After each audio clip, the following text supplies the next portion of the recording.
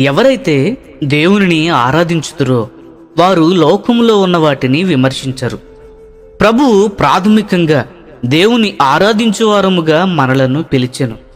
మానవులందరూ తప్పనిసరిగా దేవుని పట్ల ఆకలిదప్పులు గలవారముగా ఉండవలెను. కాబట్టి ఆత్మీయ మనుషుడు స్థిరముగా దేవుణ్ణి ఆరాధించెదరు. అతనికి కలిగిన ఒకే ఒక్క అవకాశము దేవుడు మాత్రమే.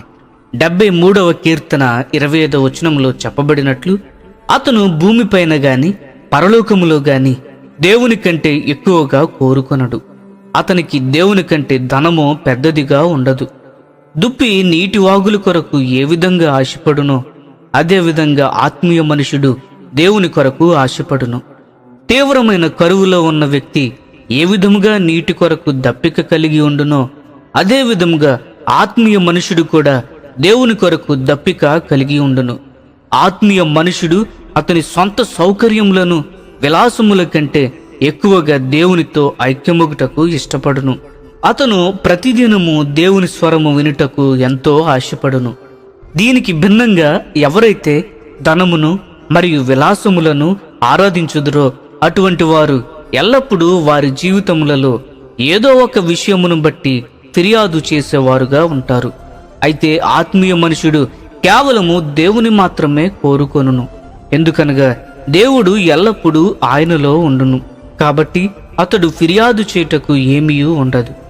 అతను ప్రతి పరిస్థితిలో దేవుని యొక్క బలమైన హస్తమును చూసినప్పుడు ఆయన చేతి క్రింద దీనుడిగా ఉండి ఎల్లప్పుడూ సంతోషముగా ఉండును.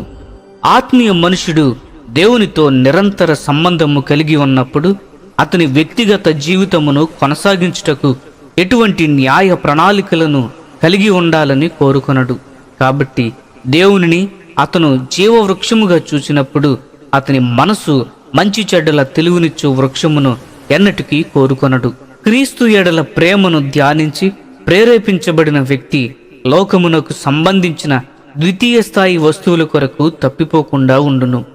మనము ఈ లోకమును తృణీకరించి నిందారహితముగా జీవించుటకు, మన జీవితమును కొనసాగించుటకు దేవుణ్ణి ఆరాధించే జీవితమును మనకు దయచేయమని మనము ప్రార్థించదాము.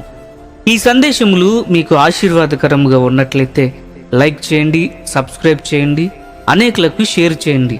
మీ విలువైన అభిప్రాయములను కామెంట్ రూపంలో మాతో పంచుకోనండి.